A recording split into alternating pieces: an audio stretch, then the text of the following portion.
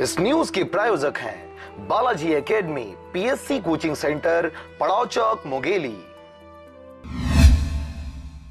मुंगेली जिला प्रशासन द्वारा 5 मार्च मंगलवार को स्वरोजगार मड़ई कार्यक्रम का आयोजन किया जा रहा है। कृषि उपज मंडी में आयोजित होने वाला यह कार्यक्रम प्रातः 10 बजे से शाम 4 बजे तक संचालित किया जाएगा।